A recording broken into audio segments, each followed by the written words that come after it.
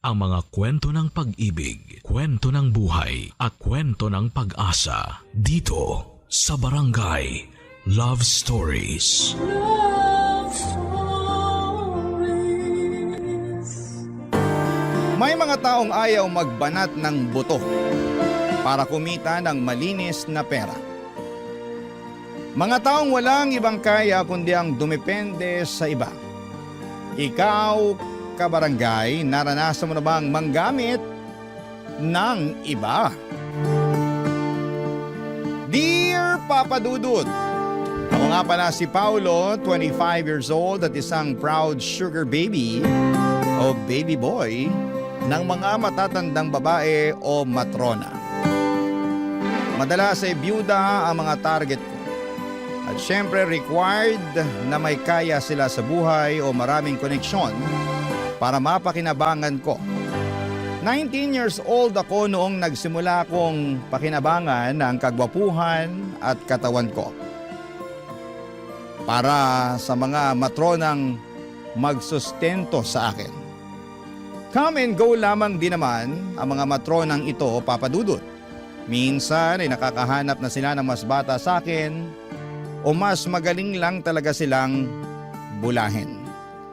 Madalas naman ay nahuhuli lamang sila ng mga anak nila at tinututulan ang mga ginagawa nilang pagkuha ng aliw mula sa mga katulad kong sugar baby. Isa sa mga pinaka-loyal kong taga-sustento ang isa sa mga paborito kong matrona. Itago na lang po natin sa pangalang Marcia. 60 years old at kaedad lamang ng nanay ko. Sobrang galante ni Marcia. Lahat ng ituro ng nguso ko ay bibilhin niya. Hindi pahirapan sa kanya kung anuman ang gustong ipabili ko. Mayaman naman kasi talaga siya. O mas magandang sabihin na mayaman ang naging asawa niya. Matagal na siyang byuda, maswerte lamang na iniwanan siya ng mga negosyo at iba pang mga yaman. Yun nga lang, Papa Dudut, ay wala silang naging anak. Kaya ang libangan ni Marcia, ako at wala nang iba pa.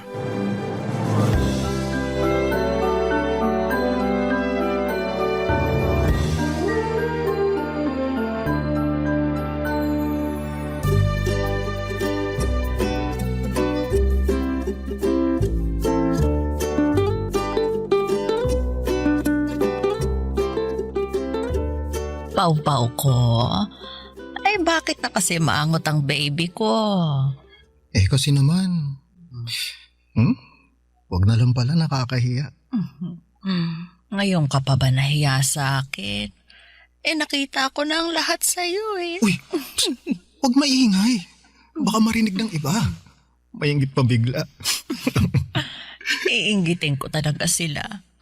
Kasi wala silang baby boy na pinagpala na makinis pa. Nawawala na nga ang kinis ng balat ko dahil sa stress eh. Ay, hindi na to kaya ng moisturizer lang. Ay bakit ba kasi? Ano bang kailangan ng pau-pau ko? Wag na. Sasarilihin ko na lang to. Ay, wag namang ganun. Ano bang kailangan mo? Sunscreen from Korea o Japan? Meron ako nun. Gusto mo bang magpa-body scrub? Hindi yan ang kailangan ko eh. Ano nga? Nai-stress kasi ako, baby. Paano ba naman? Malapit nang kumupas yung mga t-shirt ko, kakalaba. Wala na rin sa uso. Hirap na ako mamili ng isusuot kada aalis ako. Yan lang ba ang problema mo? After ng meeting ko mamaya, pagsha-shopping kita. Hindi dapat kumukupas ang damit ng baby ko. Kasalanan ko rin naman. Kasi palagi ako naglalaba. Hand wash pa. Nai-stress na naman ako bigla. Tingnan mo naman itong mga kamay ko. Hawakan mo. Ay, ang lambot naman ng kamay mo. Hindi na nga malambot ang mga kamay ko eh. Tingnan mo nga oh. Konti na lang kasing gaspang na ng talampakan ko yung mga palad ko. Dahil sa kakalaba ko to eh. Bakit kasi ikaw pa ang naglalaba? Bakit hindi mo na lang ipalaundry? Ako na lang ang magbabayad. Wala kasi akong tiwala sa mga laundry shop. Baka mamaya mapag-interesan pa nila ang mga damit ko. Alam mo namang puro branded tong damit ko. Oo, alam kong branded yan. Ako kaya ang bumili lahat ng mga damit mong yan. O, di ba? Kaya nga sayang kung nanakawin lang sa laundry shop. Kaya sana, ang gusto ko, bagong automatic washing machine. Yung meron na ring dryer para hindi na ako magpiga. Saka para tuyo na agad yung mga damit ko. Naku, iyan lang naman pala ang kailangan mo. Hindi mo na lang ako diniretso. O sige, bibigyan kita ng perang pambili niyan. Yun! Thank you, my loves, The best ka talaga. Saka syempre, huwag mong kakalimutan yung bayad, para dun sa utility man na magkoconnect at mag-aayos ng washing machine sa bahay, ha? Oo, may kakilala ko. Ako nang bahala riyan. Huwag ka nang ma-stress. Mag-relax ka na para hindi na mag-dry ang skin mo, okay, baby? Ay, tsaka yung sunscreen na rin pala. Orderan mo na ako ng marami. Pero gusto ko yung galing Korea para opa ang datingan ko sa arawan. Noted sa lahat ng yan. At mamaya, mag-grocery na rin tayo para may stocks kayo ng nanay mo sa bahay ninyo, okay? Ay, kahit kami na lang ni nanay ang mag-grocery. Idagdag mo na lang sa allowance ko. Kasi banding kasi namin ni nanay yung pamimili. Alam mo naman na bihira na kami magkasama kasi palaging ikaw yung uuna ko. Kaya bigyan mo na lang ako ng pera pang grocery. Kami nang bahala ni nanay doon. Love you. Uy, yung pambili ng washing machine, Naalala ko ang unang gig ko sa pagiging sugar baby. Isang matandang babae na meron pang asawa. Meron namang basbas mula sa baldado niyang asawa ang pagkakaroon niya ng sugar baby. Kaya hindi ako masyadong nag-guilty noon. Pero sa unay, mandidiri ka talaga kung hindi ka pa sanay sa ganong kalakaran. Pikit mata ko na lamang na tinanggap ang gustong ipagawa sa akin ng unang naging sugar mommy / matrona ko. Kapalit naman kasi noon ay pera. Malaking tulong ang perang kinikita ko sa pang sugar mommy para sa amin ng nanay ko. Papadudot hindi malaki ang mga unang kinikita ko noon dahil nagsisimula pa lamang akong bumuo ng pangalan ko sa industriya ng sugar babies. Pero sapat naman na yon para masustentuhan ang mga pangangailangan namin ni nanay noon. Kami na lamang kasi ang magkasama sa buhay. Sa pagkakatanda ko ay 7 years old lamang ako noong iniwan kami ni tatay para sumama sa mayamang babae. Pinili niya ang babaeng yon kesa sa amin. Inamin niyang nasilaw siya sa pera at palibasa nga ay mahirap kami noon at siguro'y napagod na lamang si tatay na magtrabaho ng magtrabaho. Pero hindi naman kami umangat sa buhay. Kaya noong may nagpakita sa kanya ng interes, agad na niyang sinunggaban. At iniwan kami ni nanay bilang kapalit.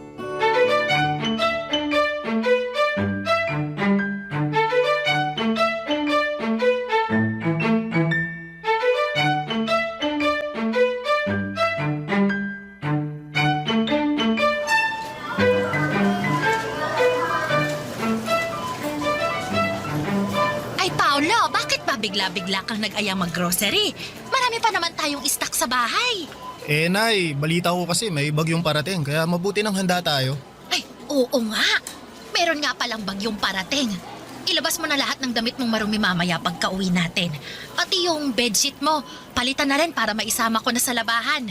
Habang hindi pa nagtatago ang araw, mamadaliin ko ng paglalaba. Teka, relax ka lang, Nay. Hindi na natin kailangan ng araw para makapagpatuyo ng labada. Bakit? Ang ibig kong sabihin, bibilhan na kita ng automatic na washing machine. Ay, yung merong dryer? Yung hindi na kailangang bantayan palagi? Oo, bantayan na lang po natin yung bill ng kuryente kasi panigurado, tataas ang singil sa atin sa susunod. Ay, ayoko na pala niyan. Mataas palang konsumo sa kuryente. Talo tayo riyan. Hayaan mo na ako sa batsa at palo-palo. Kaya ko pa naman kahit mano-mano. Ay nako Nay, hindi ko naman nahahayaan na mas lalong gumaspang ang kamay nyo kakalaba. Kaya nga bibili na tayo ngayon ng washing machine para hindi na kayo mapapagod. Mahal ang singil sa kuryente ka mo. Walang problema ron Nay, kaya kong bayaran kahit umabot pa ng 10,000 ang kuryente natin kada 15 days. Sabi ko naman sa'yo, promoted ako sa trabaho ko, saka meron pa akong bonus kada buwan dahil marami akong naipapasok na kliyente sa office namin. Talaga ba anak? Naku, napakaswerte mo nga naman. Pero sana, makwentuhan mo ako tungkol dyan sa trabaho mo ha? Kasi nagtatanong sa akin ang mga tita mo. Wala naman akong masabi sa kanila kung anong trabaho mo tsaka kung bakit ganyang kalaki ang kinikita mo. Huwag na lang kasing magkwento sa kanila. Hindi naman nila kailangang malaman kung anong proseso sa trabaho ko Mahihirapan lang silang maintindihan kasi komplikado yung kalakaran dun sa office. Komplikado? Baka naman mamaya gumagawa ka ng illegal ha? Nako, di bali na magkanda sugat-sugat ang kamay ko kakalaba. Huwag ka lang papasok sa mga pinagbabawal na trabaho. Nay, legal po ang trabaho ko no? Kaya nga sa office ako pumapasok, di ba? Ano ba kasing klaseng trabaho yan? Kahit sa akin mo na lang ipaliwanag para maintindihan ko naman. Nay, hanggat maaari kasi kapag nasa labas na ako ng office, ayoko nang pinag-uusapan pa yung tungkol sa trabaho ko. Gusto ko lang mag-relax kapag kasama kayo. Kaya, alam nyo, bumili na tayo ng mga kailangan natin sa bahay. Tapos bumili na tayo ng washing machine, ha? Ay, anak, baka naman pwedeng maglambing ng sunscreen tsaka moisturizer. Kasi alam mo naman ang nanay mo. Nagkakaedad na. Kailangan ko ng panlaban sa katandaan. Nakita ko sa Facebook mainam daw ang sunscreen araw-araw. Ano ko, Nay? Merong regalo sa akin ng boss ko ng mga sunscreen galing Korea. Ay! Oo, bukas kukunin ko sa office. Yun yung gamitin mo para pwede ka nang humilera dun sa mga bida nung K-drama. Naku! Galing talagang Korea. Ay, maiinggit lalo sa akin ang mga kapitbahay natin pag nakita nilang kulay Koreana na ako. Mas lalo pa silang maiinggit kapag pinakinis pa kita lalo. Ay, paano mo naman ako mapapakinis, nak? Naku, Nay, magpapa-facial ka twice a month. Hindi lang yan, ha? Ako na rin ang bahala sa Glutadrip tsaka sa body scrub. Papatayin natin sa inggit yung mga kapitbahay natin na yan.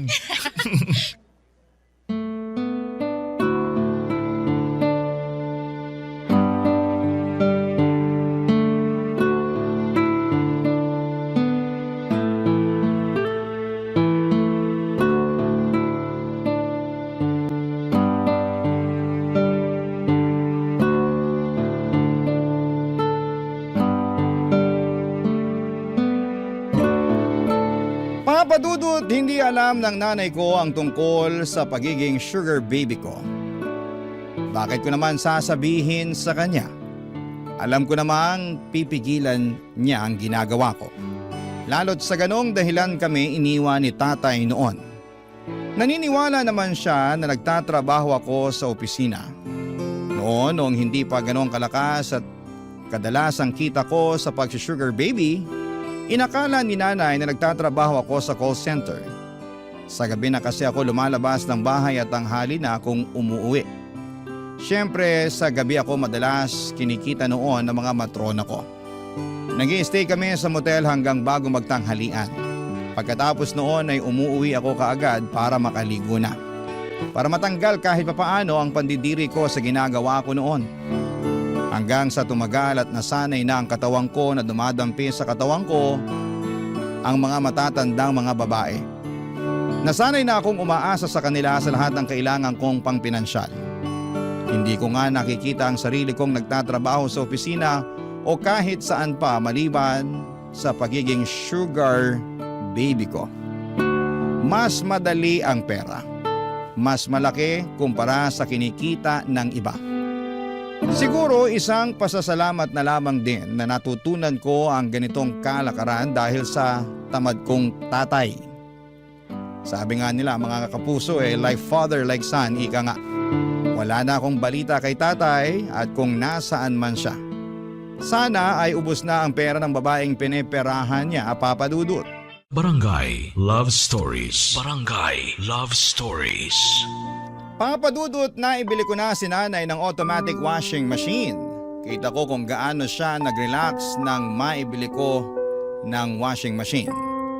Nakaharap na lamang siya palagi sa salamin at pinagmamasdan ang mapula niyang labi at pisngi dahil sa mga makeup na binili ko sa kanya. Lagi din siyang nagsiselfie ng walang filter. Hindi na niya kailangan ng filter kasi sobrang kinis at puti na niya dahil sa Glutadrip na naging maintenance na niya, Papa Dudut. Nakakatuwa na makita ang aliwalas ng mukha ni nanay. Relax at hindi na siya stress. Hindi gaya nung naghihirap pa lamang kami. Ni bumili ng bagong tsinelas ay hindi niya magawa para sa sarili niya. Palagi niyang nire-repair ang pigtas na tsinelas niya gamit ang wire at goma. Yun marahil ang inspirasyon ko para ipagpatuloy ang pagkayod bilang sugar baby. Ayoko nang makita si nanay na nagre-repair ng lumang tsinelas gamit ang wire at goma. Gusto ko siyang bilhan palagi ng bagong labas na mga sandals at sapatos. Kaya naman sinikap kong galingan ang pambobola sa mga matrona ko. Isa na sa ginagalingan ko ng pangbobola ay si Deli. Senior na rin at isang biyuda, Papa Dudut. Mabusisi ito sa mga inaabot niya sa akin at hindi kasing galante ni Marcia. Pero malawak ang koneksyon niya sa gobyerno at iba pa. Kaya alam kong magagamit ko yon para maambunan ako ng tulong balang araw kapag kailangan na.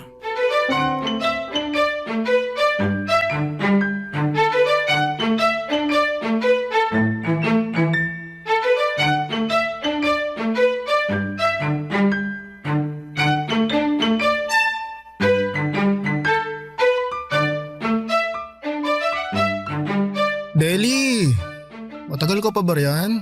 Kanina pa ako rito sa kamo. Babad na ako rito. Teka lang at may inaasikaso akong mahalaga. Gusto mo ba lumabas na lang muna ako dito sa hotel para hindi ka maistorbo? Nakakapagtrabaho naman ako kahit nandyan ka. Diyan ka na lang sa kama. Humilata ka riyan at mamaya tatabihan na kita. Nabuburyong na kasi ako rito Lahat na ng posisyon sa paghiga, nagawa ako na. Buksan mo na lang ang TV. May cable naman na ata dyan Manood ka ng balita para updated ka sa mga kaganapan sa Pilipinas. Para naman makasali ka na sa usapan namin ng mga amiga ko kapag lumalabas tayo. Bakit kasi kailangan ko pang makisali sa usapan nyo ng mga kaibigan mo? Hindi naman ako nakaka-relate. Puro sa ekonomiya, politika, relihiyon. Wala man lang bang tungkol sa showbiz para makapag-ambag naman ako kahit papaano? Ay nako, hindi nakakahasa ng utak ang mga chismis at showbiz. Habang bata ka pa lang, dapat busugin mo na ang utak mo ng mga iba't ibang kaalaman. Makakatulong yan sa'yo kapag nakikipag-socialize ka na sa mga matataas na tao. Ano ba yan? Palagi mo na lang akong pinapangaralan. Ang pinunta ko rito, lambingan. Hindi lecture, ha? Lambingan ba talagang pinunta mo o allowance? Syempre kapag may lambing, matik na yung allowance. Ay, nako ka. Mabuti na lang talaga at gwapong-gwapo ka. At malaki ang katawan. Kaya sulit ang allowance na inaabot mo sa akin, di ba? Kahit payat tong utak ko. Deli. Ay, wag mo na akong kulitin sa allowance mo. Nagdagdag na ako last month. Aba, matuto ka namang makontento. Hindi naman yun Ay, ano pala? Baka naman pwede mo matulungan yung tsuhin ko na nakulong. Kapatid yun ni nanay. Nakikiusap sa akin na magawa ng paraan yung kaso niya. Bakit sa akin ka lumalapit? Attorney ba ako? Pulis? Alam ko kasing marami kang koneksyon. Ano bang kaso ng tsuhin mo? Nakapatay. Nakapatay? Ewan ko ba dun sa tsuhin ko? Hold upper pala. Tapos ayun, hindi niya sinasadyang mapatay yung hino-hold up niya. Tinutukan lang naman ng bread knife ng tsuhin ko yung hino-hold up niya kaso biglang pumalag yung biktima. Sinuntok yung tsuhin ko. Syempre, kailangan lumaban ng tsuhin ko. Sinaktan na siya, di ba? Kaya ayun, napuruhan niya yung biktima. Paano, Deli? May lusot kaya? Marami pa akong kailangang alaming detalye. Siya, susubukan kong gawa ng paraan. Yay! Teka, Saan pa ba ang masakit sa'yo para malagyan ko na ng ointment? Yung tuhod mo? Nagbabadya ba ng rayuma yan? Yung balakang? Aling buto mo yung tumutunog ngayon para mahimas ko na? Ha?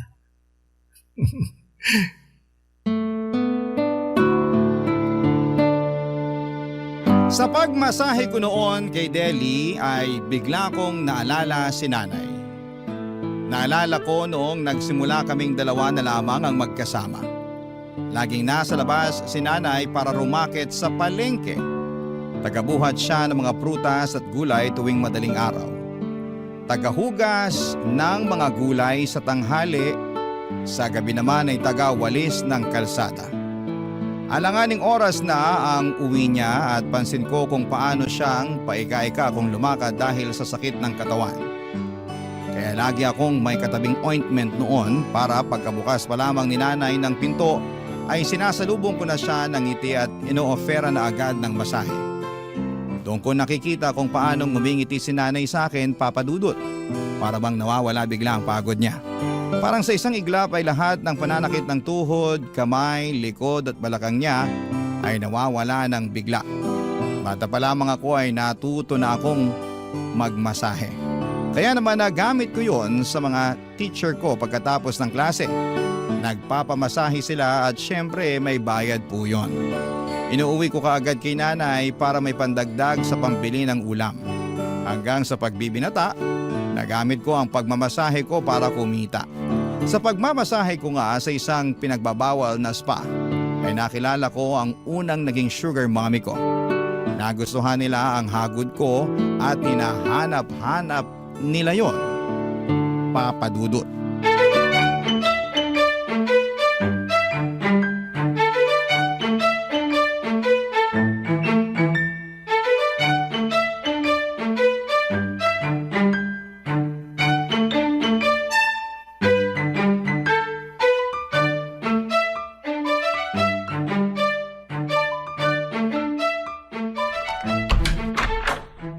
Nay!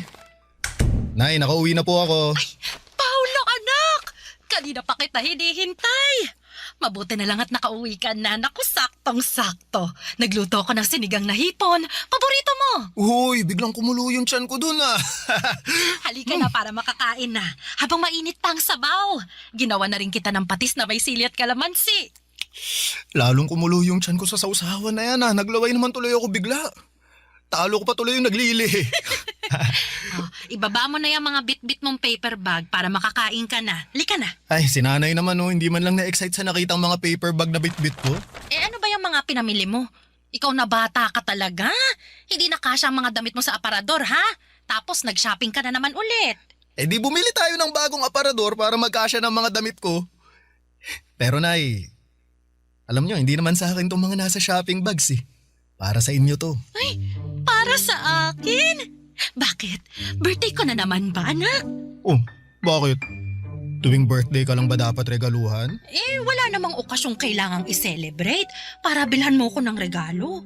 Nay, gusto ko lang i-celebrate ang pagiging best nanay nyo sa buong mundo. Anak ha, ang corny mo na. Naghahanap ka lang ng dahilan para gumastos eh. Nasa mall na kasi ako kanina. Nakita ko, ang daming bagong labas ng mga damit.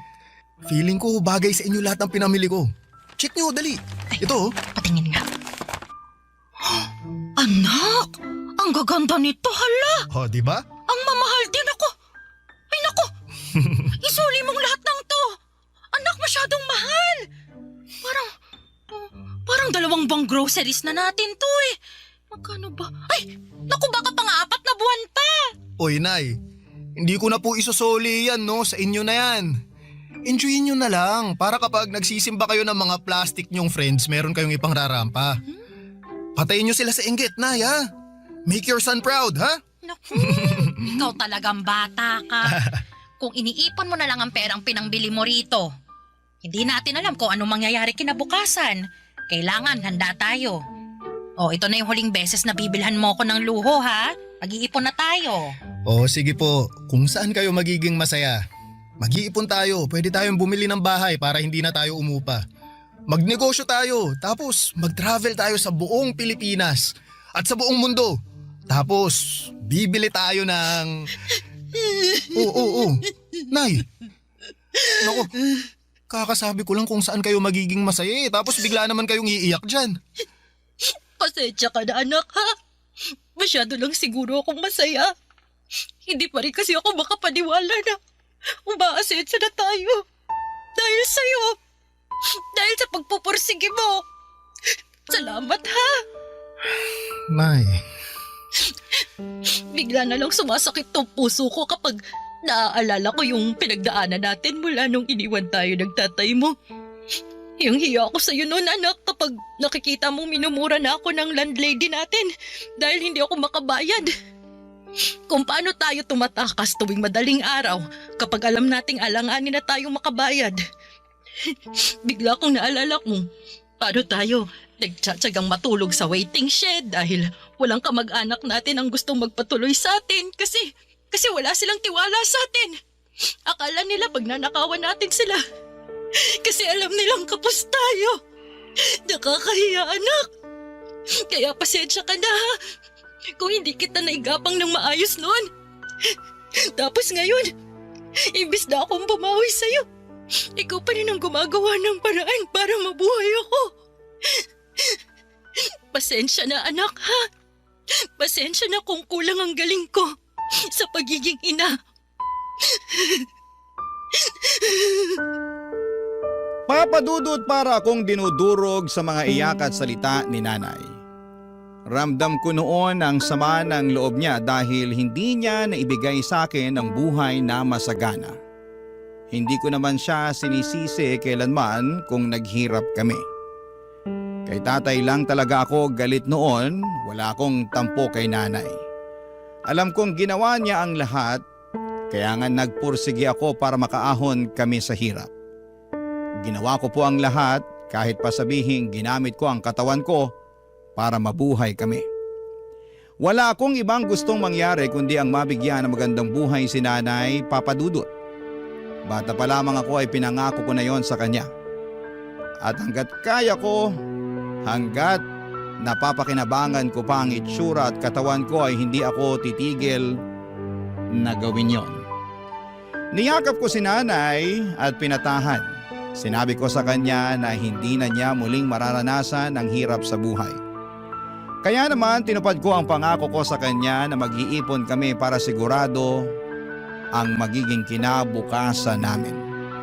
Pinahawak ko kay nanay lahat ng kinikita ko at marunong po kasi si nanay na mag-ipon. Marami rin siyang nakwento na pwede naming pagkakitaan. Oo lamang ako ng oo. Sino ba namang hindi sisipaging umoo? Kitang-kita ko sa mukha ni nanay ang saya habang nagkukwento ng mga balak niyang gawin kapag meron na kaming sapat na pera. Papa Dudut, kahit sino namang anak, may ingganyong pumayag. Masaya ang nanay mo eh. Hindi ba't yun naman ang goal ng bawat anak? Barangay Love Stories. Barangay Love Stories. Nag-focus ako sa goal namin ni nanay na makaipon ng malaki. Una naming plano ay makapagbukas ng negosyo. Meron ng listahan si nanay ng mga balak nitong negosyo na kaya ng ipon namin.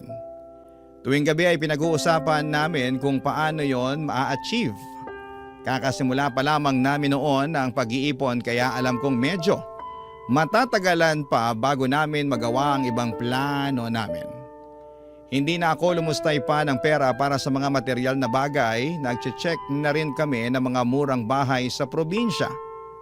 Pangarap kasi ni nanay na makabalik ng probinsya para doon na tumira. Gusto kong tuparin yon para sa kanya.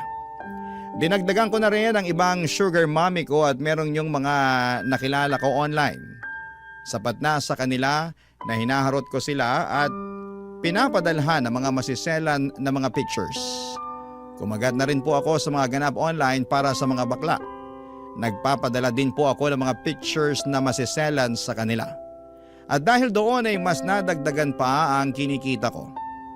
Pero syempre hindi ko pinabayaan ang dalawang main matronas ko, sina Deli at Marcia. Higit sa lahat ay sila ang pinaka makakatulong sa akin para sa mga pangarap namin ni nanay. Kaya naman ginalingan ko sa kanila lalo. Lahat ng gusto nila dapat ay sundin ko.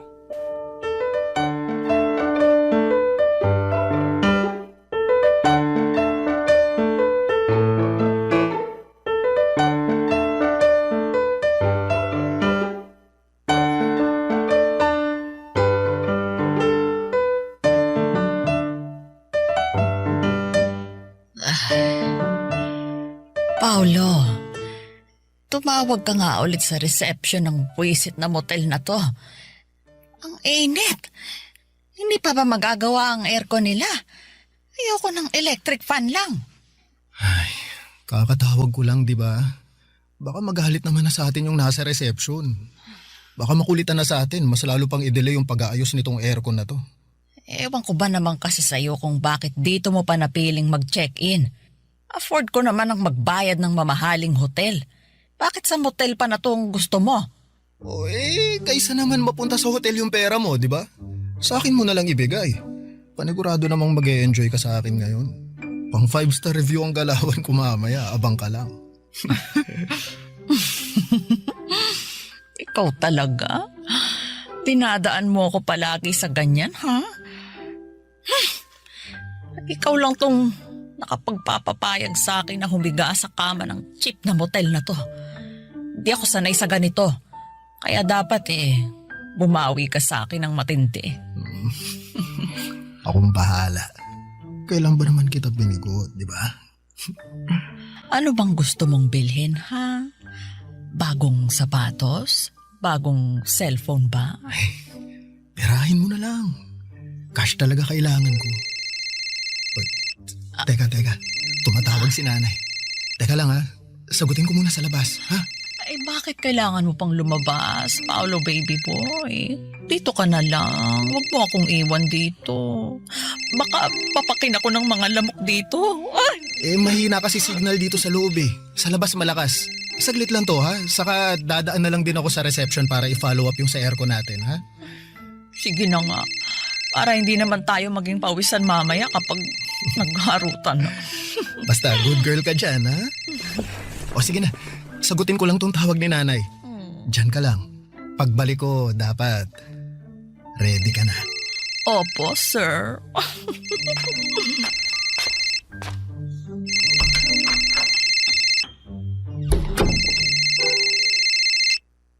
Hello, Deli? Napatawag ka? Kanina pa kita tinitext, hindi ka nagre-reply. Nako, sorry. Kasama ko kasi si nanay eh. Nagluluto kami. May balita na ba dun sa pinapaayos kong permit para sa negosyo ni nanay? Kaya nga ako tumawag sa'yo. Ayos na yon. Pumunta ka na lang bukas sa opisina ko. Pag-usapan natin yung mga kailangan yung ipasa. Ako na lahat ang mag-aasikaso nun.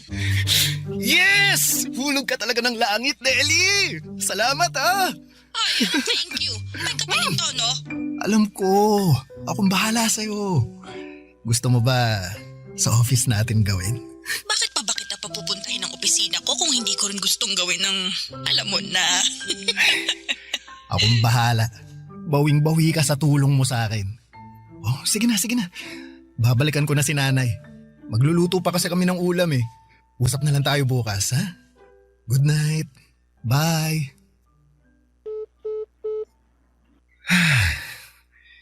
Ibang klase talaga si Deli. Daming tulong sa akin.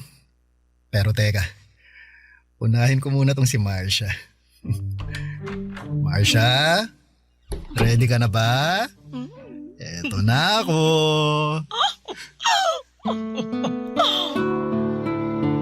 Totoo po ang sinabi ko kay Marsha.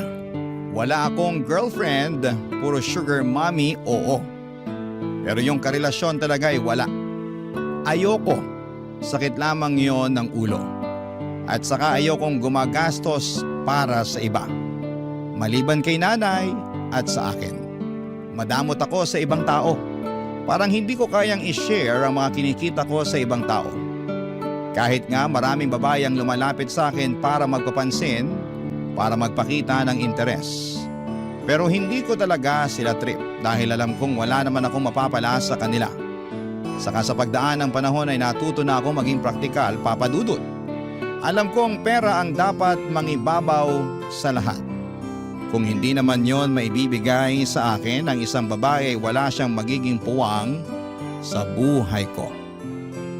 Pangarap at sinanay lang ang pinagkakaabalahan ko sa lahat. Sa pagdaan pa ng mga buwan sa tulong ng mga sugar mommy ko ay malaki nga ang naipon namin ni nanay. Hindi na rin problema mga permit sa negosyo at sa mga tatangkilik dito. Dahil bahala na raw si Deli doon. Yun talaga ang nagustuhan ko kay Deli. Hindi man siya kasing galante ni Marcia pero gusto niya akong maging wais sa pag-handle sa pera. Siya pa nga itong tumutulong sa akin para makaipon pa ng mas maayos. Hanggang isang araw.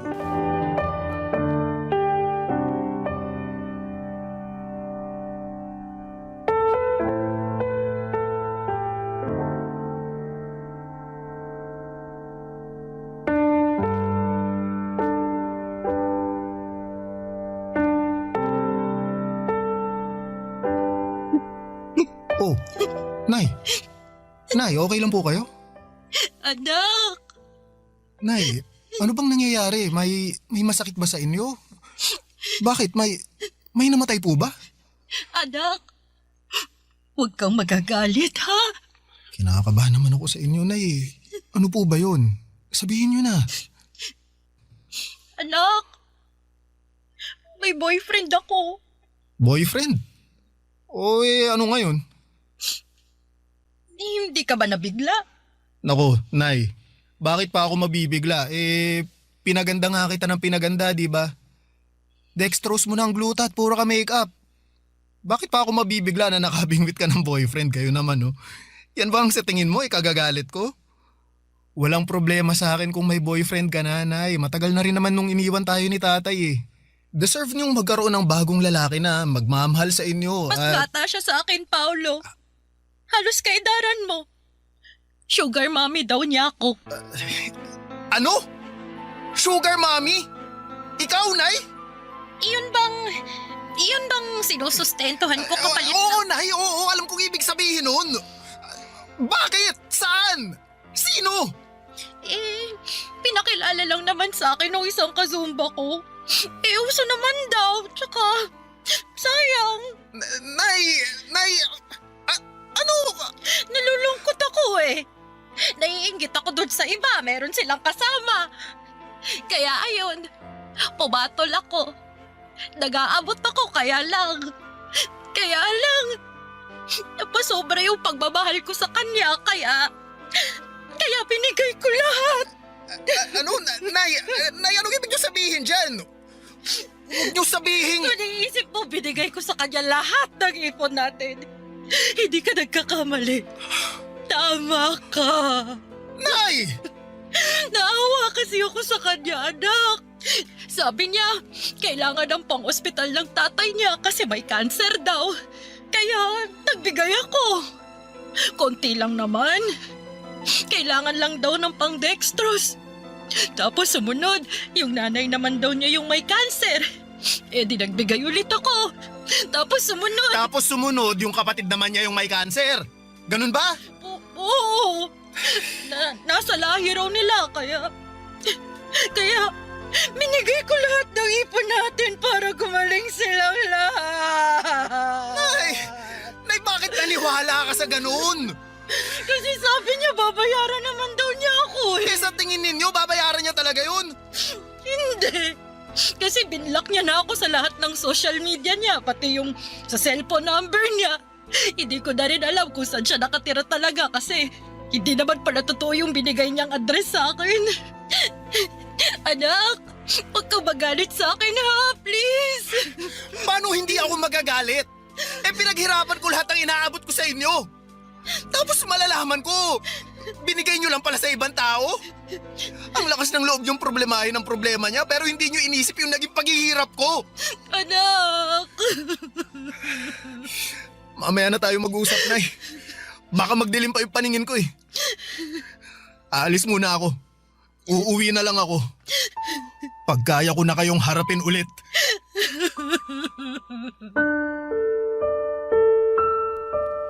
Papadudot, muntikan ko nang aminin noon kay nanay ang tungkol sa pagiging sugar baby ko. Para maintindihan niya kung gaano kahirap ang pinagdadaanan ko para lamang kumita ng pera. Para lamang makapag-ipon kaming dalawa. Pero itinikom ko na lamang ang bibig ko. Masyado nang maraming nangyari at baka mas lalo pang sumama ang loob ni nanay kapag nalaman niya ang katotohanan. Nagpatuloy ako sa aking buhay at kinausap si Deli para humingi ng tulong para makahanap ng paraan na matunton ang sugar baby ng nanay ko. Para lamang mabawi ko naman kahit kalahati sana ng pera na ibinigay ni nanay sa kanya.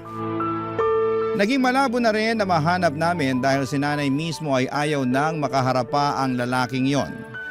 Ipagpasa Diyos na lang daw namin ang lahat para sa mga ganong tao na nanggagamit ng kapwa nila para sa pera. Bigla naman akong kinabahan dahil tulad ng lalaking yon ay namimera din ako ng iba. Pinabayaan ko na nga lang din, Papa Dudut. Siguro'y yun na rin ang karma ko dahil sa mga pinerahan kong matatanda.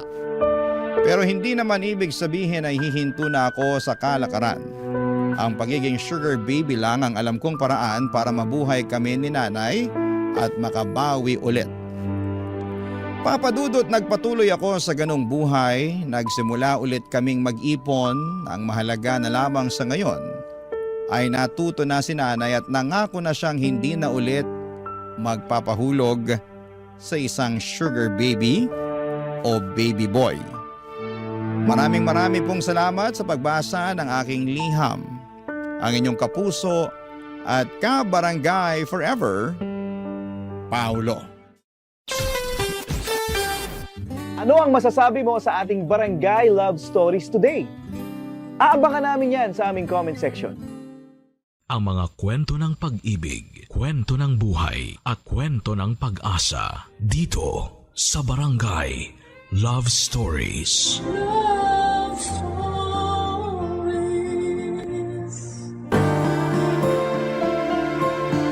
Wala namang masamang ipakita ang pinaghirapan mo sa iba. Pero meron yung iba na para bang sumusobra na at hindi na nakakatuwa. Ikaw, kabarangay, naranasan mo na bang mag-flex ng mga pinaghirapan mo?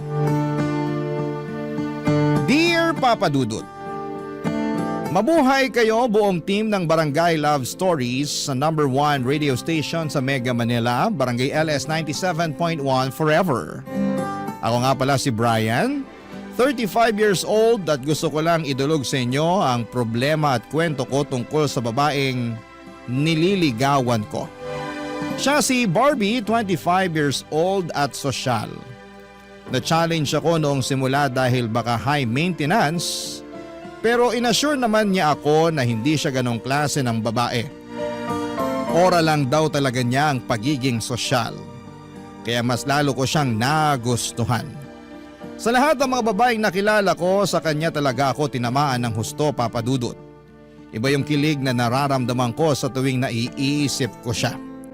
Nasabi ko na nga rin yon sa dating kaklase at kaibigan kong si Martin. Binida ko talaga si Barbie sa kanya para suportahan nito ang feelings ko. 10 years ago nang magkaroon ako ng seryosong relasyon, Papa Dudut. 5 taon din kami ng ex kong yon bago ko nalaman na ipinagpalit niya ako sa isang matandang mayaman. Dinibdib ko yon ng sobra at mula noong nagkahiwalay kami, puro lang ako panghaharot sa mga babaeng nakikilala ko pero wala naman akong balak na seryosohin sila. Siguro dahil bukod sa hindi pa ako ready ay hindi rin ako totoong interesado sa kanila. Pero nung dumating si Barbie sa eksena, Papa Dudut, nagbago po ang lahat. Naramdaman ko ulit yung kilig at kakaibang saya kapag may nakilala kang taong gusto mo. Kapag kasama ko si Barbie, ang gaan lahat ng nararamdaman ko. Dinadaldal ko nga si Martin tungkol doon. Nang minsang nagkainuman kami sa bahay. Panay lang ang kantsaw niya sa akin dahil sa wakas daw ay nadali na ako ni Cupido.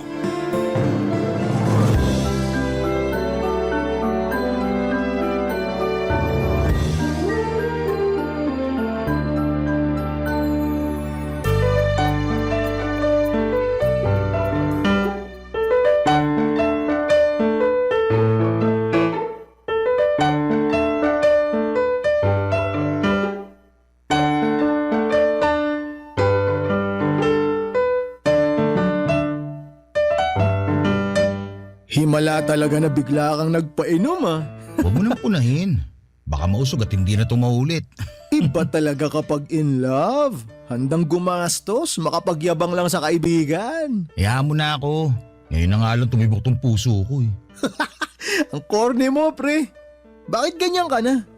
Nabetsin ka ata ng sisig eh. Awat ka na sa pulutan ha. Sobra ka ha. Inaya nga kita mag-inuman para masuporta mo tong nararamdaman ko tapos panaybasag ka naman dyan. O sige na, magkwento ka na dali. Basta o-order pa ako ng sisig ha. Akong bahala sa lahat ng gastos ngayon. Basta makinig ka lang kasi ang saya ko talaga. Parang nahanap ko na si Dawan eh. Nakaw, delikado tayo ah. Ganyan na ganyan din linyahan ko kay Marie Chris dati. Pero nasan kami ngayon? Ayun, binlock na namin sa Facebook ang isa't isa. Huwag mo naman akong takutin. Bakit? Kabado 20 ka na? Sinisira mo moment ko eh. Biro lang. O sige na, naniniwala na akong siya yung Dawan mo. Ano nga ulit pangalan niya? Barbie.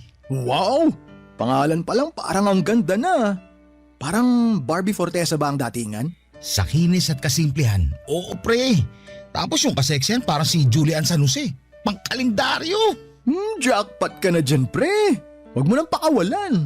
Hindi ko na talaga papakawalan. Alam mo nang matagal din akong broken sa ex ko eh. Kaya nga natutuwa ako na may nakilala ka na ulit eh. Pero sigurado ako, hindi ka na naman magpapakita sa akin kasi puro kay Barbie na yung oras mo. Hindi ako ganun ha. Anong hindi? Nung kayo nung ex mo nun, ni Anino mo, hirap hagilapin eh. Tapos nung nag-break kayo, lagi mo akong kinukulit. Tsaka ka lang nakakaalala kapag single at miserable ka eh. Huwag ka mag-alala. Kahit maging kami ni Barbie, hindi na tayo magagaya tulad ng dati. Magkakaroon pa rin ako ng time sa'yo. Kinilabutan ako pre. Parang bromance ah. Parang kabit mo ako, parang yun yung tunog. Ano ba yan? Panira ka talaga kahit kailan.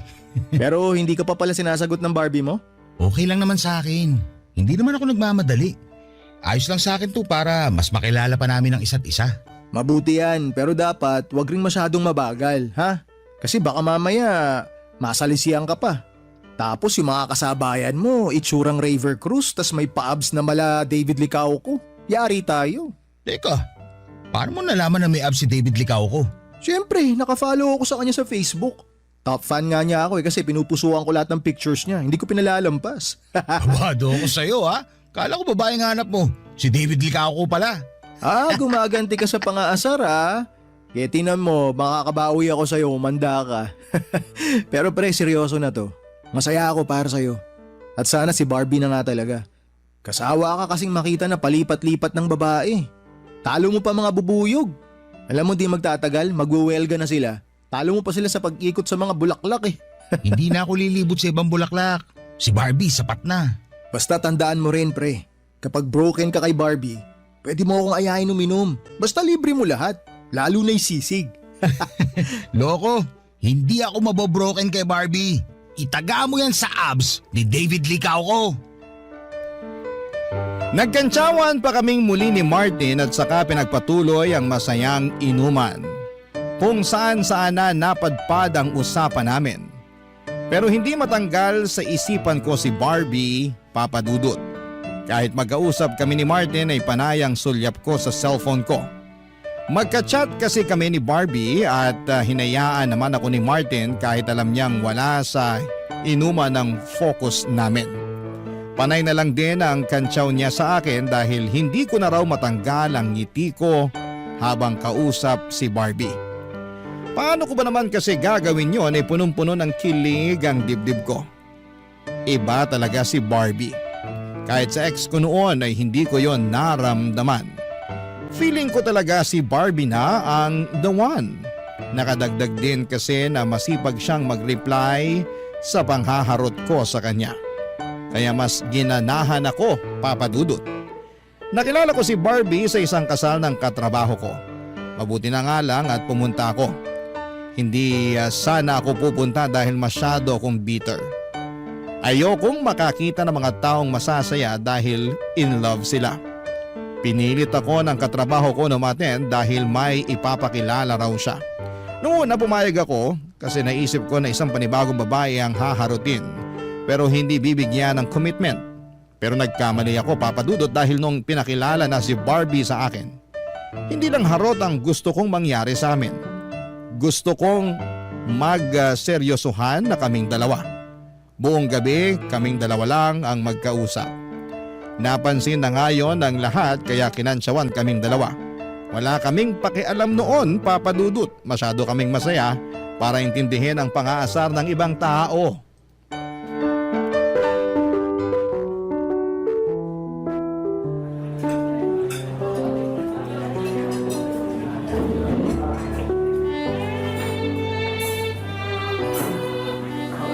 Brian, okay lang ba sa'yo na dito tayo kakain? Nagulat nga ako na dito tayo kakain.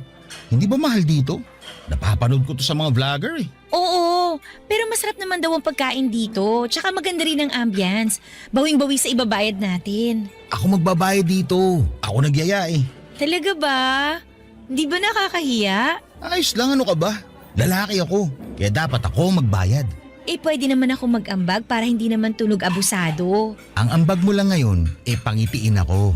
Makakapag-ambag ka ba nun? Nako, mabubusog ka sa ambag ko. Tara, order na tayo. Boom! Mahal nga rito. Grabe ang presyohan ha. Nakita mo? Huwag na lang ba tayo rito? Pwede naman tayong lumipat sa mga turo-turo kung yun lang ang afford mo. Aray naman. Nasaling ang pagkalalaki ko doon. Kaya ko to. Nag-inarte lang ako. Hindi tayo lilipat sa turo-turo. Ang ganda pa naman ang suot mo ngayon. Bagay sa presyo ng mga pagkain dito. Salamat ha. Pinaghandaan ko talaga tong date natin kaya nagmaganda ako. Kala ko nga nasobrahan ako eh. Wala nang masosobra pa kaysa sa presyo ng kanin nila rito. Grabe! Talagang 120 ang isang order ng plain rice na mayroong celery sa ibabaw? Parang masama talaga ang loob mo na kakain tayo rito, no? Huwag na lang kaya nating ituloy to. Ako na tong nahihiya eh. Uy, ikaw naman. Nagbibiro lang ako. Hindi tayo aalis. Kaya ko magbayad dito. Umorder ka lang dyan. Akong bahala. Okay lang ba kung umorder ako ng steak? Magkano bang steak nila dito? 2.5 lang naman yung pinakamura. 2.5? Pinakamura pa yun. Bill ko na yung sa kuryente na isang buwan na. Okay, ganito na lang. Ako na magbabayad sa steak tapos ikaw na magbayad sa plain rice mo. Alam mo, kanina mo papasimple sinusugatan ng pride ko eh. Pero okay lang yan kasi type talaga kita eh. Kaya kahit 5K pa yung steak na yan, babayaran ko pa rin yan. Kahit maputulan na kami ng kuryente sa katapusan. Ikaw talaga puro kabiro. Uy, seryoso ako ha. Mukhang mapuputulan kami ng kuryente sa katapusan kapag umabot tayo ng 5K dito. Alam mo, hindi ko na talaga alam kung seryoso ka na o nagbibiro ka pa. Isa lang ang dahilan ng pagsiseryoso ko. Ano yun? Ikaw. Kaya huwag mong bibiruin tong feelings ko para sa'yo ha. Kasi pag nasaktan ako, seryoso to. Ayoko na ulit magmahal. Bakit ang corny mo? Corny naman talaga ang tao kapag nagmamahal, di ba? Che! Ano, order na tayo? Uy, okay lang talaga ha. Kahit umabot tayo ng 5,000. Oo naman. Kung talagang love language mo ang steak, sige, ibibili kita kahit 10,000 pa yan. Brian? Ano yun? Mamaya pag dumating yung mga order natin, picturean mo ako kasama yun ha. Dapat kita rin yung logo ng restaurant na to para alam nila kung saan tayo kumain. Okay lang ba? Huwag mo nang itatapon yung resibo ha, kasi sasama ko yan sa imamay day ko. Huwag mong lukutin para naman hindi nakakahiya sa makaka-view. Tara, order na tayo. Papa Dudut, hindi ko naman minamasama ang gustong mangyari ni Barbie. Ano lang ba naman yung picturean ko siya kasama ang mga malaginto na presyong steak na gusto niyang orderin. Kahit isama pa niya ang resibo ng kabilang table ay wala ring problema sa akin. Ganoon naman kasi ang uso lalo na para sa mga Gen Z. Kailangang i-flex ang good moments. Natuwa lang din ako na siguro i-consider ni Barbie na good moment yung date namin. Noong dumating na nga yung mga order namin ay panay ang picture ko sa kanya. Lahat ng anggulo na gusto niya. Nahirapan pa akong isama pati yung logo ng restaurant kasi nga medyo malayo yon sa amin. Pero nagawan pa rin namin yon ang paraan. Kumukulo na ang sikmura ko pero hindi pa kami tapos magpicturan. Medyo lumamig na yung mga in-order naming steak at hindi na tuloy nakakatuwang kainin. Pero ayos lang kasi nakita ko naman ang saya ni Barbie. Priceless moment na yon sa akin. Panay ang check niya sa mga pictures na kuha ko sa kanya, Papa Dudut. Halos hindi na nga rin niya ako kausapin dahil nakatutok na siya sa cellphone niya. Pinost na pala niya kaagad pagkatapos niyang lagyan ng mga tamang filter ang pictures. Hinayaan ko pa rin siya kahit gusto ko na sanang makipagkwentuhan sa kanya. Ang dami ko pa namang baong kwento sa kanya tungkol sa sarili ko. Pero mukhang mas interesado siya sa mga pangpupuso ng mga friend niya sa Facebook. Nakafeel ako ng lungkot ng gabing yon. Dahil hindi man lang kami masyadong nakapag-bonding, Papa Dudut. Tapos mahigit 5,000 piso pa ang ginastos ko. Sa madaling sabi, parang luging investment yon sa akin. Pero ayos lang kasi nakita ko namang masaya si Barbie. Barangay Love Stories. Barangay Love Stories. May kaya naman ako sa buhay, mga kabarangay. Hindi ko lang kasi yon pinagsasabi sa iba dahil pakiramdam ko ay hindi naman kailangan. Galing ako sa mayamang angkan sa Batangas. Naambunan na rin ako syempre ng yaman pero gumawa pa rin ako ng sarili kong daan para mapatunayan ang sarili ko. Hindi ko inasa sa pamilya ko ang ikakaunlad ko, Papa Dudut. Proud ako sa sarili kong pagod at tiyaga ko ang nagtulak sa akin sa maayos na buhay. Madalas akong mailang kapag binabati ng mga kakilala ko ang yaman ng pamilya ko. Ayokong umakto na parang may ambag ako roon. Oo, at swerte akong napunta ako sa pamilyang hindi problemado sa pera. Pero mas gusto kong sa sarili kong gawa ko nagkaroon ng ipangbabayad ko sa lahat ng mga kailangan ko sa pang-araw-araw. Magkaiba naman kami ni Barbie. Hindi siya lumaki sa mayamang pamilya, pero nagsumikap din naman siya tulad ko. Hindi nga lang din talaga ganun kalaki ang kanyang sahod. Napansin ko na mahilig siyang bumili ng mga magagarang gamit at kumain sa mga mamahaling restaurant. Doon talaga kami nagkaiba. Mas trip ko kasi yung mga simple lang na gamit at nakakabusog na kainan kahit na hindi ito kamahalan. Pansin ko kasi na puro branded ang gamit ni Barbie. Nung una inakala kong mayaman talaga siya pero nalaman ko na galing siya sa hirap at kahit papaano ay nakakaraos naman. Pinaliwanag niya sa akin, Papa Dudut, na mahilig lang talaga siya sa mga mamahaling gamit dahil nawawala raw ang stress niya sa buhay kapag nakakabili ng mga yon. Ang importante naman daw ay wala siyang natatapakang tao sa mga hiling niya at hindi ba naman daw siya nababaon sa utang. Hindi man ako komportable sa naging sagot niya pero tinanggap ko yon. Kaya lang ay parang na-turn off ako minsan nang mag-date kami sa isang luxury mall.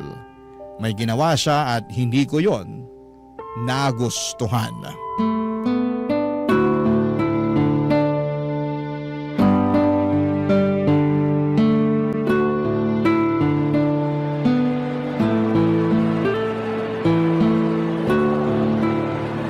Grabe! Ang bango talaga ng mga shala na mall, no? Ibang-iba sa mga mall na pangmasa. Ang lakas makayaman. Bihira ako pumunta rito kasi ang mamahal nga ng mga benta. Nakakatakot silipin yung price tag. Buti na lang at napapayag kita na dito mag-date. Na-experience ko rin sa wakas makapasok dito. Basta kung saan ka magiging masaya, dun tayo. Alam mo naman na yun. Nako, baka sa simula ka lang ganyan ha. Baka kapag sinagot na kita, hindi na kita mapasunod. Kahit gumawa pa tayo ng kasulatan na magiging under ako sa'yo habang buhay. Ikaw talaga? Pag ako sinumpong baka totohanin ko yan. Sige ka. Uy, Brian! Ano yun? Tingnan mo tong bag na to. Ganda. Mukhang mahal. Huwag na natin lapitan, baka magasgasan. Ay, hindi pwede. Pasok tayo sa loob. Please. Gusto ko lang talaga mahawakan tsaka mapicturan. Ang alam ko, bawal magpa-picture sa mga luxury bags pag hindi naman bibilhin. Para hindi raw magawa ng replika. Sino ba nagsabi sa'yo na hindi ko bibilhin? Ay, bibilhin mo nga. Joke!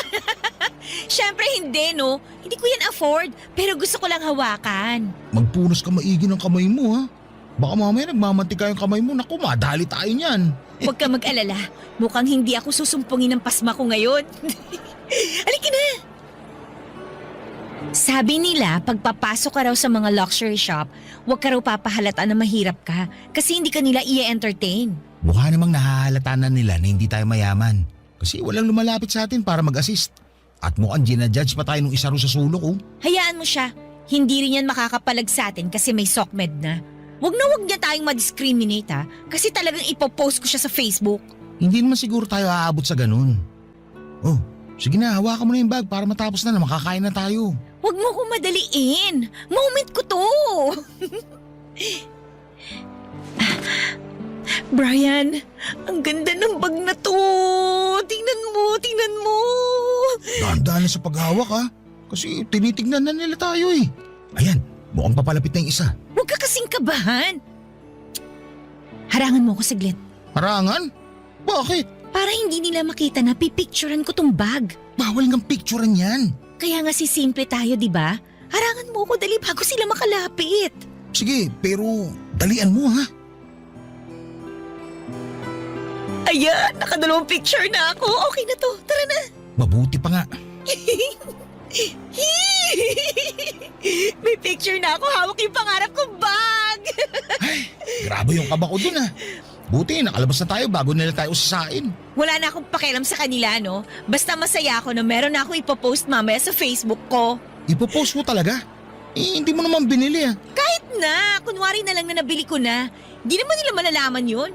Konting crop lang sa pictures ko kanina, magbumukhang sa akin na yung bag. Pero paano kung may ibang makahalata o makaalam? Eh malalaman lang nila yon kapag sinabi mo. Kaya itiko mo lang yung bibig mo ha. Atin-atin lang to. Okay?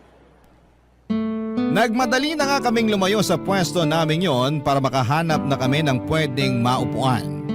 Panay na kasi ang pangungulit ni Barbie na maupo na kami para ma-edit at ma-post na niya ang pictures na kuha niya kasama ang pangarap niyang bag.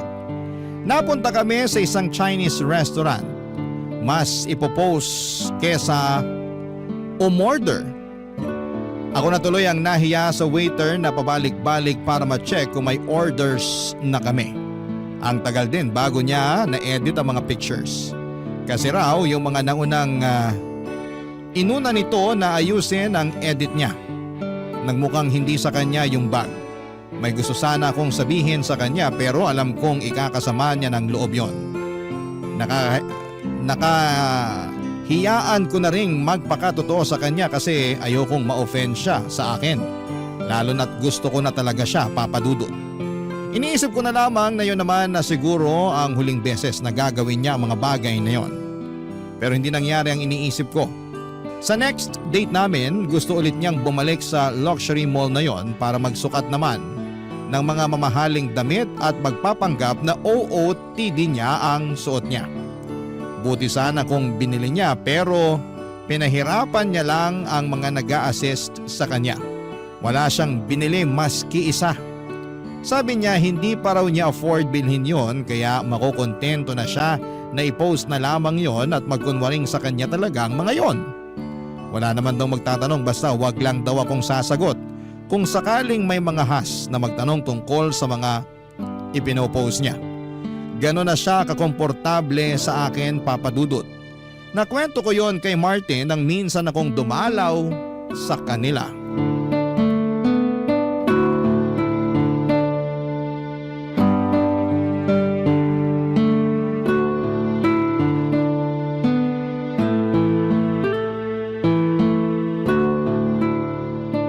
Ayos talaga pag in love ka eh, no?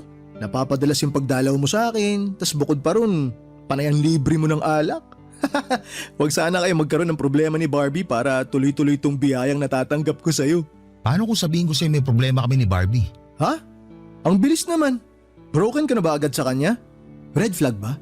Hindi ako broken sa kanya, pero red flag siya. Lahat naman ng tao may tinatagong red flag na iwinawagayway lang kapag komportable na sila. Yun nga eh. Masyado na siya naging komportable sa akin. Kaya hindi na siya nagatubili na iwagayway yung red flag niya. Ano ba kasing nangyari? Niloko ka ba niya? Nanlalaki ba? Binastos ka ba niya? Parehong hindi.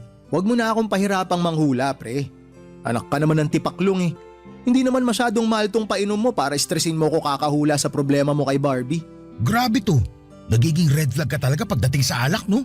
Eh ano nga kasing nangyari? Social climber siya. Ha? Paano mo nasabi? Mahilig siya mag-post sa Facebook ng mga mahal na gamit. Uso naman yan ngayon. Basta galing sa pinaghirapan mo, wala namang problema. I-flex mo lang. Yun na nga ang problema. Kasi hindi naman niya gamit yung finiflex niya. Andun pa sa mall nakadisplay yung gamit. Tapos magpipicture siya. at ipopost niya sa Facebook na kunwari gamit niya yun. Baka naman nagbibiro lang siya. Alam mo naman mga kabataan ngayon. Hindi, iba yung kaso ni Barbie. Siya pa mismo nagsasabi sa akin na huwag ko ipagsabi sa iba na ginagawa niya yun. Kami lang daw dapat ang makaalam. Diyan ka naman red flag, pre. Kasi sinabi mo sa akin. Sinabi niya palang huwag mo ipaalam sa iba. Alam mo bagay kayo, parehong mapula mga watawat nyo. Iwagay-way mo pa yung iyo. Seryoso na kasi Martin. Kilala mo naman ako. Ayoko sa mga social climber. Wala naman siyang nasasaktang ibang tao sa ginagawa niya. Hindi naman niya ninanakaw yung mga yun. Picture lang naman. Hindi ba't parang pagnanakaw na yung ginagawa niya? Parang inangkin niya yung isang bagay na hindi naman sa kanya. Inuwi ba niya? Hindi naman, di ba? Ulitin ko picture lang yun. Wag mo masyadong palakihin yung issue. Hindi naman na sana lalaki tong issue, kaya lang paulit-ulit na nangyayari. Ako na iniiyak kada may pinopost siya na mamahaling restaurant at mga gamit. Minsan nga, may fine dining restaurant kami nadaanan. Sabi niya, picturean ko daw siya doon, kunwari kakatapos lang namin kumain. Itatag daw niya ako. Pero sumunod ka naman. Oo, kahit ayoko.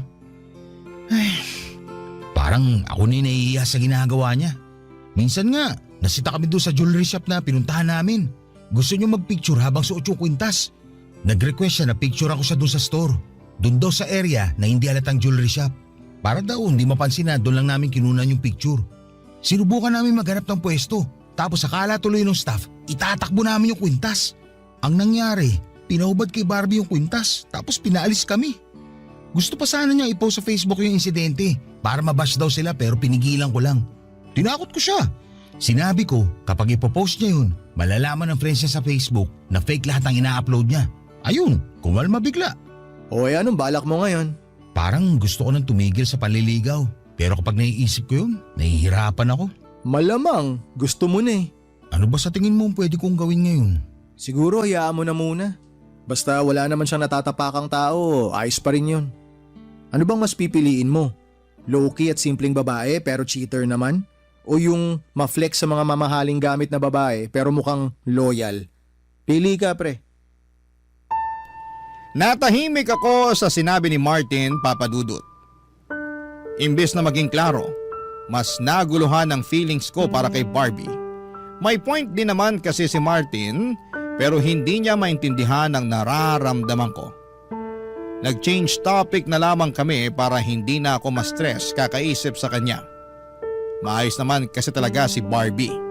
Sa akin lang siya nagpapaligaw at alam kong loyal na siya sa akin. Ni minsan kahit may gwapong dumaan sa harapan namin ay hindi niya yon pinapansin dahil nakafocus siya sa akin. Ibang kilig na nararamdaman ko sa tuwing ginagawa niya yon. Malambing din siya at maunawain sa mga maliliit na kapalpakan ko. Hindi rin siya tinotoyo.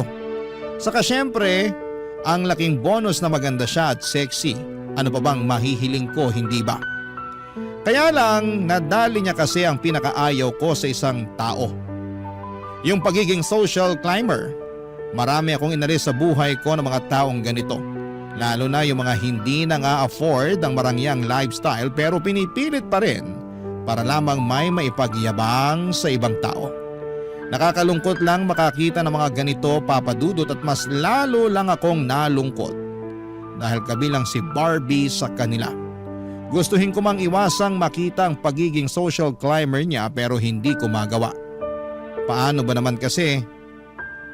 Kade-date namin sa kaka-date namin, mas lantaran niyang ipinakita ang pagiging social climber niya. In-overthink ko tuloy na baka gamitin niya ang pera ko para lamang magmukha siyang sosyal at angat sa iba. Parang hindi ko masisikmura yon, Papa Dudut. Parang hindi ko kakayanin. Barangay Love Stories. Barangay Love Stories.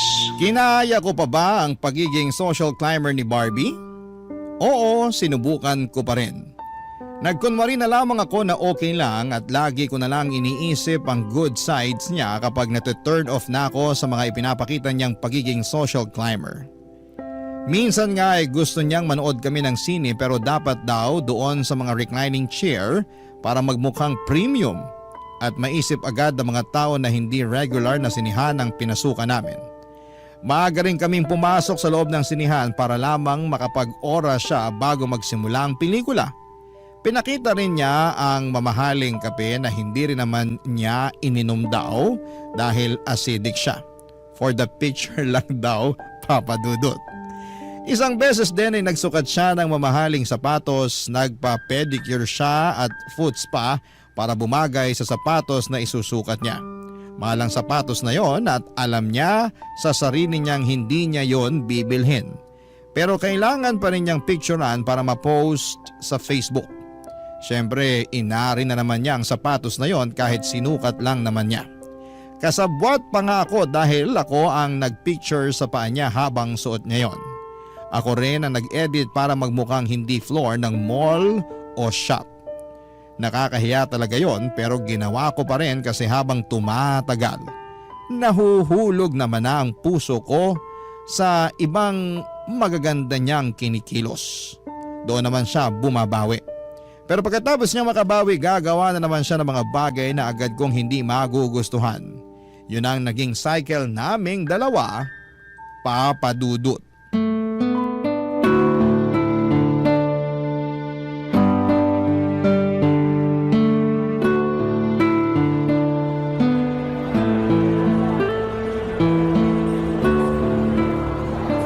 Napagod yung pa akong umaura ha. Ang tagal mo kasi bago nakuha yung tamang anggulo eh. Sorry. Hindi naman kasi ako magaling magpicture. Sayo ko lang naman to ginagawa. Eh dapat masanay ka na. Kasi kapag tayo na, ikaw na ang official photographer ko. Siguro kaya mo naman ang gawin yung mag-isa. Hanga nga ako sa galing mo magpicture eh. Huwag mo na ako idamay dyan. Hindi pwede no, kailangan pa rin kita. Para makarelate ka na rin sa mga boyfriend na taga-picture ng maaarte nilang girlfriend. Ay, hindi na ako makapaghintay na maging official na tayo. Bakit kasi hindi mo pa ako sagutin ngayon? Oy, may lakad ka ba? Ba't nagmamadali ka? Ikaw kaya nagsabi na hindi ka na makapaghintay na maging official tayo. Wait lang kasi. Sure naman na sasagutin kita balang araw eh. Pero ngayon, wait lang muna. Bakit? Tetestingin mo pa ba ako? Hindi naman. Kasi gusto kitang sagutin kapag nasa ibang bansa na tayo. Ha? Hindi ba cute yun sa'yo? Sa ibang bansa magiging tayo? So, kailangan muna natin pumunta sa ibang bansa para sagutin mo ako? Kasi pwede naman. Mahilig naman ako mag-travel. Hindi ako mahilig mag-travel eh. Tsaka sayang lang ang pera, mapapagod lang ako sa kakalakad. Mabilis din ako mahilo sa biyahe, hindi ko kaya. Nalalabuan ako sa gusto mo mangyari. Gusto mo, sa ibang bansa ako sagutin. Pero ayaw mo naman mag-travel para mangyari yun. Ayaw mo lang yata ako sagutin eh. Ay, teka, mali pala ako ng pagkakasabi doon. Ang gusto ko lang mangyari, yun bang magmukhang nasa ibang bansa kita sinagot? At pwede naman mangyari yun. Anytime, pwede ako mag-leave sa trabaho para lang matupad na yan. Hindi mo naman naintindihan eh. Ay nako, hindi mo na kailangan gawin yan. Hindi na tayo gagastos ng mahal. Meron akong mas praktikal na alam. Mas praktikal? Paano? May kakilala ka bang magaling mag-edit ng pictures? Nagagawa mo naman yun kahit sa simpleng app lang sa cellphone mo, di ba? Iiba pa rin yung professional para walang bahid ng pandaraya. Anong ibig mong sabihin? Pwede na kitang sagutin anytime. Basta may mahahanap kang mag-e-edit ng picture natin na kunwari nasa Korea tayo. Yung tipong nasa ilalim tayo ng cherry blossoms. Yung bang nakasuot tayo ng puffer jackets? Yung ramdam na ramdam ko tuloy yung lamig. Yung ganon. Eh bakit hindi na lang tayo pumunta ng Korea para totoo na? Ako nang bahala sa gastos para lang ma-experience mo rin yun. Eh sabi ko naman sa'yo, hindi ako mahilig mag-travel. Uunahin ko na lang ibili ng gamit kaysa ipang bakasyon ko, no? So yun talaga ang gusto mo? Magaling mag-edit? Kuha-kuha mo talagang idea ko. Ay, para may ma-post ka sa Facebook, tama ba? Oo, grabe. Iba na talaga ang connection nating dalawa. Gets na gets mo na yung gusto ko. Pero sa panahon ngayon, kahit gaano kagaling yung nag-edit, mahalata pa rin. Marami nang magagaling na mga mata ngayon. Mahirap na kapag nagkabukingan. Nakakahiya. Hindi yan. Marami akong friends sa Facebook na alam agad kapag edited ang picture o hindi. E di i-hide natin sa kanila. Basta yun lang naman yung gusto ko eh. I-edit tayo sa iba't ibang lugar sa Korea. Gusto ko yung mga sikat na tourist spot doon ha. Tsaka kung pwedeng mag-edit na may kasama tayong sikat na artista sa Korea. Di ba? Kunwari kasama natin nagsasamgyupsa. Perfect yun, di ba? Perfect yun! Parang hindi ako sigurado kung gusto ko yan. Alam ko na bibigla ka pa lang ngayon. Pero mamaya pagka-uwi mo, marirealize mo na maganda yung idea ko. At least, hindi ka nagagastos pang travel natin, di ba? Kailangan lang nating magpanggap. Hindi ako makapaniwala sa sinabi ni Barbie, Papa Dudut. Pero inintindi at inunawa ko pa rin.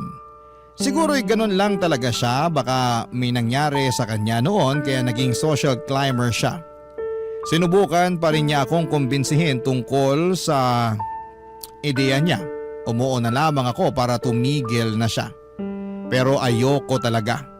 Buong gabi na magkasama kami at wala siyang ibang bukang bibig kundi ang matuloy ang plano niya.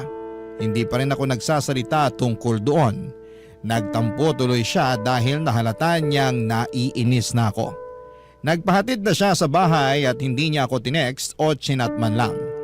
Nalungkot ako kaya minessage ko siya at sinabing payag na ako sa gusto niya. Naghanap talaga ako ng magaling mag-edit ng picture para magmukhang nasa Korea kami. Nagbayad ako ng malaki para lamang magawa yon. Natuwa si Barbie nang makita mga picture na inedit. Doon na niya ako sinagot. Pinost ni Barbie ang pictures namin at hindi ko yon inaccept sa timeline ko nang itag niya ako. Andun pa rin kasi ang hiya ko. Lalo na't nag-copy-paste din siya ng quote mula sa ibang magkarelasyon na vlogger. Hiyang-hiya talaga ako sa ginawa niyang yon. May mga taong nagko-comment at pabirong nagsasabi na baka edited daw. Pero nilabanan ni Barbie yon at sinabing totoo ang lahat. Nag-comment pa siya ng flight tickets namin kunwari pero kinuha lang niya mula sa internet ang mga yon. Kabado talaga ako na may makahalata. Halos atakihin ako ng anxiety dahil sa mga ginagawa niya. At nung hindi ko na talaga natiis, ginost ko na siya. Ilang beses niyang sinubukang puntahan ang bahay ko pero lagi akong nagtatago. Hindi ko siya kayang harapin dahil baka hindi ko ma-filter ang dapat kong sabihin sa kanya, Papa Dudut.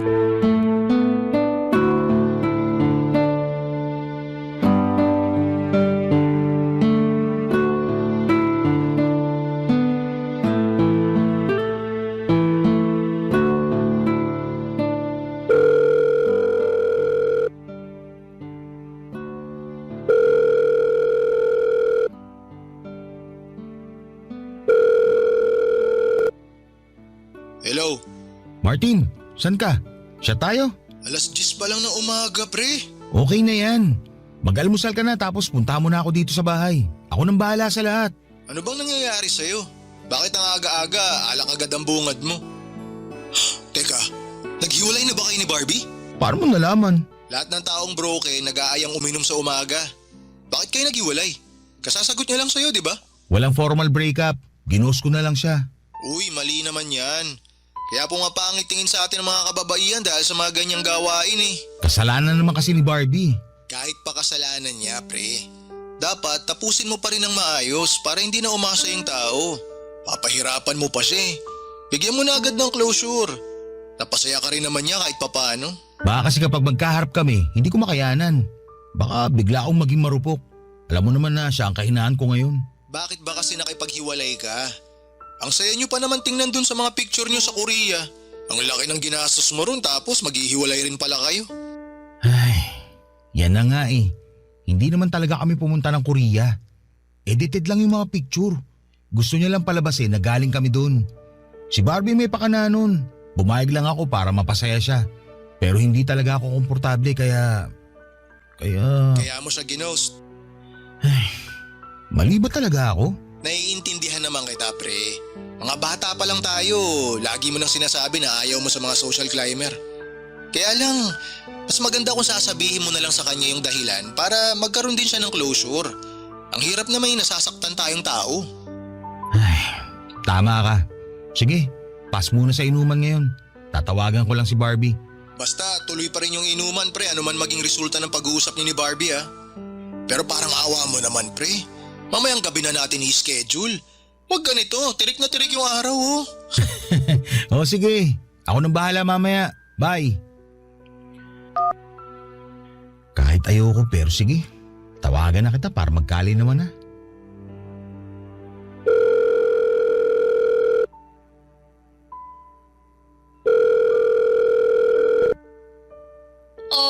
Mabuti naman at nagparamdam ka na. Sorry kung natagalan bago kita tinawagan. Kulang nga tong tawag eh. Kailangan mo magpakita ng personal sa akin. Ano ba kasing nangyari? May problema ba tayo? Meron. Eh di sabihin mo sa akin para alam ko. Hindi yung bigla ka na lang nawawala. Talo mo pang babaeng may toyo? Barbie, gusto ko lang mag-sorry kung hindi ako nagparamdam sa'yo ng ilang araw. Eh ano ba kasing dahilan? Bakit hindi ka na lang bigla nagparamdam? Kasi ayoko na. Anong ayaw mo na? Bala ko talaga na i-ghost ka eh. Para hindi na ako mahirapan na sabihin sa'yo yung totoo. Kasi alam ko masasaktan ka. Pero hindi naman tama na gawin ko yun sa'yo. Kaya tumawag ako para formal na makipag-iwalay. Ang galing mo rin no?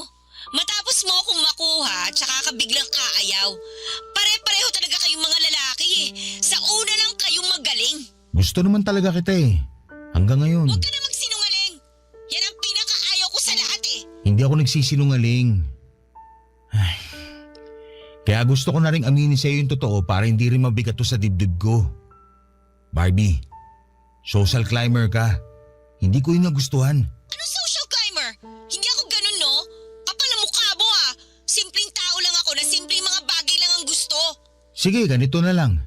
Hindi ako natuwa sa mga pinost mong mamahaling gamit sa Facebook, lalo't hindi naman sa iyo yun. Huli na rin talaga yung pagpapa-edit mo ng pictures natin na kunwari nasa Korea tayo. Doon talaga ako nadali. Ayoko na. Eh di sana sinabi mo sa akin yan. Tsaka wala naman akong ginawang masama ah. Nagnakaw ba ako? Nanira ba ako ng ibang tao? May mga tao bang napariwara dahil sa mga post ko? Wala naman di ba? Ang babaw ng panghuhusga mo sa akin. Barbie, ang gusto ko lang sana. Tuloy-tuloy ang sasabihin mo. Baka mamaya hindi pa kita matansya. Tama lang na maghiwalay na tayo. Sinubukan kong tawagan muli si Barbie para ipaliwanag ang sarili ko. Nasaktan ako na hindi niya ako nagawang maintindihan. Pero sa huli ay sinukuan ko na rin lalo't pinagbumuran niya ako sa text. Blinak na rin niya ako sa lahat ng social media accounts niya. Maraming nag-message sa akin na mga screenshot ng mga parinig niya sa akin sa Facebook. Ako ang nagmukhang masama. Tinanggap ko naman yon at hindi ko na kailangang ipaliwanag ang side ko dahil ginawa ko lang ang sa tingin kong tama para sa sarili ko. Hindi naman enough na gusto mo lang ang isang tao. Dapat din ay makakabuti siya para sa mga pinaglalaban mong prinsipyo sa buhay. Sadly, hindi yon natumbasa ni Barbie. Nanghinayang talaga ako sa relasyon namin at aminado akong nami-miss ko pa rin siya kahit may 4 na buwan na kaming hiwalay.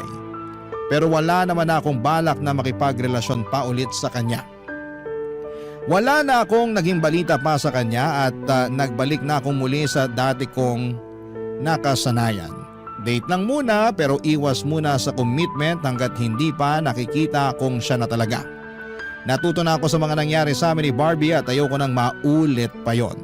Sisiguraduhin ko na kung sino man ang next na makikilala ko, siya na ang nararapat at huli ko. Ayoko nang sumugal sa maling tao para sa akin at hindi na ako papayag na unahin ko lagi ang kilig at landi.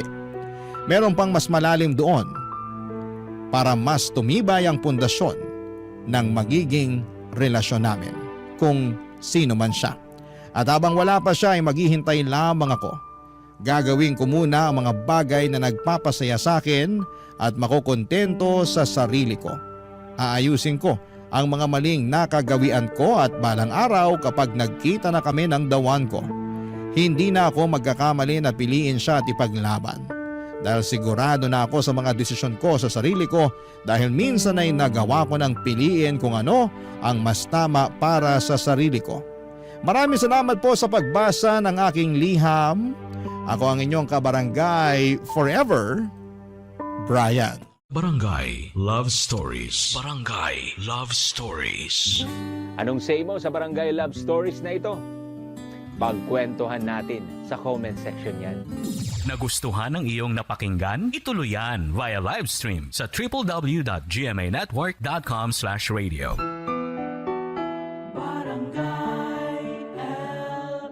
In Mega Manila, 97.1. Forever.